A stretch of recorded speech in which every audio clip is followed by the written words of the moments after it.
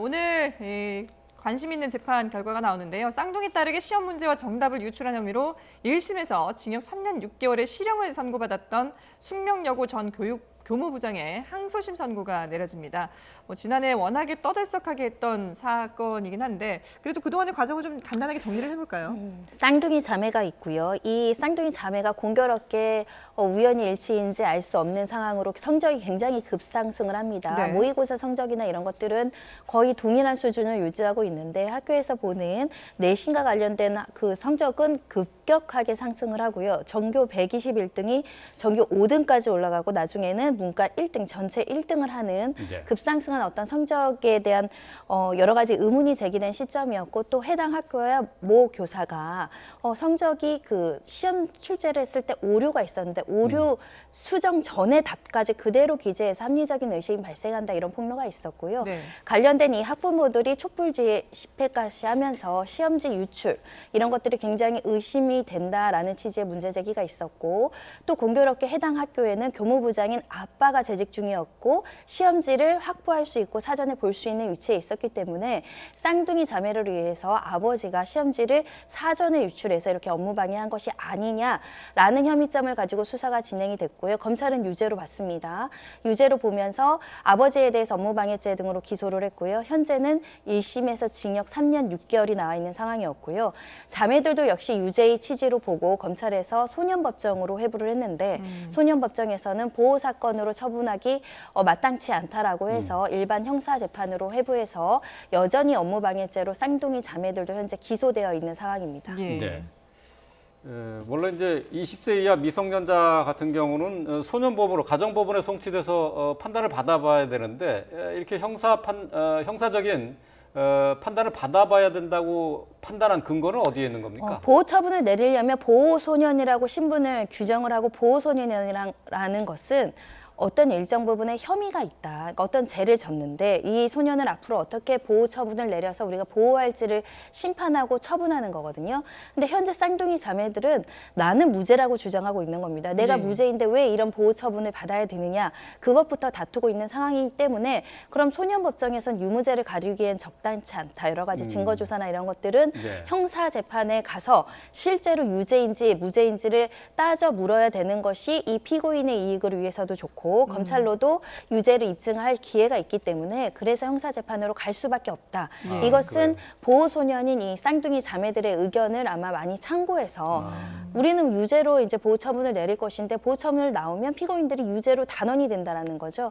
그런 측면에선 유무죄를 정식 형사재판에서 철저하게 가려보자라는 차원에서 소년법정에서 지금 일반 형사법정으로 갔다라고 보시면 되겠습니다. 그러니까 죄질이 나빠서 형사처분을 받아야 된다 그런 차원은 아니다는 얘기죠? 그런 점도 있을 수 있습니다. 왜냐하면 예. 워낙에 사회적으로 중대한 사건인데 단순히 보호처분으로 내리기보다는 시시비비를 가려서 네. 무죄면 무죄이고 유죄라고 한다면 응당한 처벌을 받아야 된다라고 재판부가 판단했을 걸로 보입니다. 예. 네. 지금 교무부장인 아버지도 그렇고 쌍둥이 자매들 역시 자신들이 정당하게 공부를 해서 올린 실력이다 이렇게 주장을 하고 있거든요. 그러니까 무죄를 주장하는 취지에서 문자 메시지도 공개를 했다고 했는데 거기에 어떤 내용이 담겨 있는 건가요? 지금 이제 처음부터 이 아버지하고 이 쌍둥이 자매 같은 경우는 뭐 여기에 대해서 전혀 수긍을 하고 있지 않습니다. 네. 그런데 이제 그동안에 지금 검찰 조사라든가 이런 과정을 통해서 밝혀진 것은 여러 정황이 굉장히 좀 합리적 의심을 할 수 있는 그런 상황이 이제 나오고 있는 것이죠. 아까 네. 잠시 나왔습니다만 화학 문제 같은 경우에 이제 정정 전 오답을 이 두 학생이 똑같이 했다는 거죠. 네. 근데 이제 좀 우리가 좀 주목을 해야 될 것이 당시에 화학 과목에서 기간제 교사가 있었는데요. 이 사람이 시험지 답안지가 유출된다라고 하는 것을 좀 의심을 하고 이걸 의도적으로 오답을 집어넣은 것 같아요. 아, 그래요? 그리고 난 뒤에 이제 나중에 정정을 했는데 네. 딱 거기에서 이 두 사람이 했다라고 하는 그런 보도도 있거든요. 네. 예.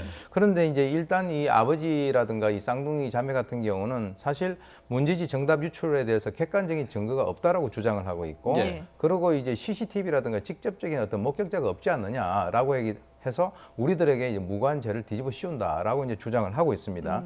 그래서 이 간접 사실이 이상하다라고 하는 그 이유 하나만으로 유죄가 인정되는 것은 어렵다라고 이제 변호인 측에서도 얘기를 하고 있는데 아까 말씀하셨던 그 어떤 문자 메시지가요. 그 이전에는 아버지하고 딸들 사이에 있어서의 문자 메시지, 아버지 저 100점 맞았어요, 뭐 오늘 시험 잘 봤어요 하는 이런 것만 공개가 됐었는데요. 이번에는 이 그 두 아이들 사이에서 있었던 그 문자 메시지가 나왔습니다. 네. 그것은 뭐라고 했냐면 소문이 이제 도니까 서로가 휴대전화에다가 우리 반에서 그런 얘기가 돌고 있는데 내가 문과반에 가서 군기를 한번 잡아야 되겠다라고 하는 이런 그 얘기도 나오고요. 네. 또 이제 그 이과생인 작은 딸 같은 경우는 나는 하버드대 갈 사람인데 무슨 그 못난 소리냐라고 하는 이런 그 장난 어린 것들을 주고받았다라고 하는 이 문자 메시지를 공개를 함으로써 네. 변호인 측에서는 이 두 학생이 그런 거하고는 전혀 상관이 없이 오히려 가벼운 마음으로 문자를 주고받을 그럴 사항이었다라고 이제 주장을 하고 있는 것이죠. 예. 글쎄 이제 어떻게 보면은 공부를 열심히 해서 저렇게 성적을 올릴 수도 있지 않겠나 뭐 그런 반론도 충분히 가능할 것 같은데요. 어쨌든 1학년 때는 뭐 100등 그 권에서 또 한 학생은 50 몇 등 정도 했었는데 그 다음에 전교 1등을 두 쌍둥이 자매가 똑같이 이제 기록을 한단 말이죠. 이런 게 전혀 불가능한 것은 아니다라고도 볼 수 있을 텐데 어떻게 생각하세요? 그런 주장이 나왔죠. 이제 수학 강사 한 사람이 정인으로 이제 출두를 해가지고 네. 출석을 해서 하는 얘기가 이게 이 모의고사라든가 내신 등수라고 하는 것은 이제 차이가 나는 그런 경우가 있다. 네. 그리고 이제 숙명여고는 다른 학교에 비해서 이 내신 문제가 비교적 쉬워서 열심히만 한다면 100점을 맞을 수 있다. 이제 이렇게 얘기를 이제 정을 했습니다. 네. 그런데 이제 검찰의 입장은 좀 다릅니다. 아무리 유형이 다르다라고 하더라도 내신 최상위권 그 학생이 모의고사에서 전교 300등을 한다는 것은 불가능하다라고 하는 그런 취지로 이제 그 반박을 했고요. 예. 그리고 이제 이 여러 가지 변론을 듣던 그 재판정에서의 그 재판장이 1학년 1학기 마치고 여름방학을 보내자마자 9월 말 1학년 2학기 중간고사에서 이 성적이 급격히 올랐다라고 한다면 이 공부 방식에 있어서의 구체적인 어떤 그 차이가 뭐냐라고 하는 질문까지 했다라고 하는 것을 봐서는 재판부에서도 아무래도 강사의 얘기보다는 검찰의 그 주장에 대해서 좀 더 이렇게 무게를 두는 것이 아닌가라고 저희가 이제 추정을 할 수 있겠습니다. 예. 자, 오늘 오후 2시 40분에 서울중앙지법에서 항소심 선고가 내려지는데 그러면 오늘 재판 결과는 1심과 비슷하게 보세요? 어떻게 예상하세요? 항소심에서 새로운 증거가 제출된 것 같지는 않습니다. 네. 여전히 1심에서 공방했던 내용이 주된 내용으로 해서 양쪽이 공방을 하고 있다고 한다면 지금 검찰에서는 1심의 판결문 내용을 살펴봤을 때 합리적인 근거를 가지고 논리적으로 유죄의 판결을 설시를 했다 이렇게 보고 있고요. 법조계에서도 만약에 이런 유죄의 판단에 반격할 수 있는 항소심에서 피고인들의 새로운 증거가 없다고 한다면 유죄는 그대로 가지 않을까라는 생각을 하고 있고요. 예. 더군다나 검찰이 1심보다 2심에서 훨씬 더 높은 구형, 1년 더 높은 구형을 했습니다. 그 이유를 설시하면서 반성하지 않고 여전히 반성하지 않고 증거인멸을 시도한 여러 가지 정황이 있기 때문에 지금 징역 7년이 구형된 사건이라서 예. 유죄의 취지는 그대로 인정될 가능성이 있고요. 다만 예. 쌍둥이 자매가 유죄이냐 이거는 좀 단언하기 어렵다고 생각이 됩니다. 예. 왜냐하면 많은 이런 시험지 유출 사건에서 부모가 아이를 속여서 기출 문제니까 풀어봐라고 하면서 답안을 알려주는 경우도 있기 때문에 네. 실제로 자매들이 여러 가지 부정인 것을 알면서도 이 업무방해 혐의를 구체적으로 인식하고서 이렇게 했는지 여부도 또 따져볼 부분이 있어서 아버지 사건과 또 딸들의 사건은 좀 분리해서 볼 필요가 있지 않을까 생각이 네. 들고요. 예. 2심에서는 유죄의 취지로 나올 가능성이 현재로서는 높아 보입니다. 네. 예. 그 쌍둥이에 대한 그럼 재판은 그 아버지 교무부장의 재판이 모두 끝나고 난 다음에 시작하나요?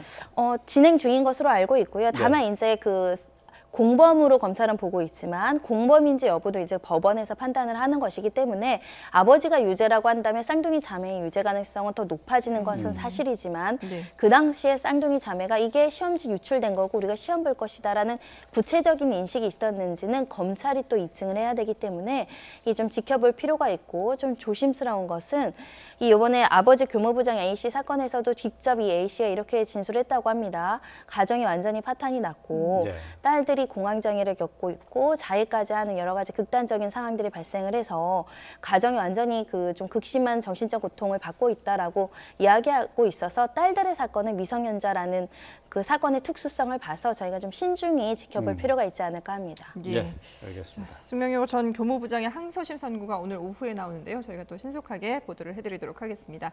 지금까지 오윤성 순천향대 경찰행정학과 교수 그리고 손정혜 변호사와 함께했습니다. 두 분 말씀 잘 들었습니다.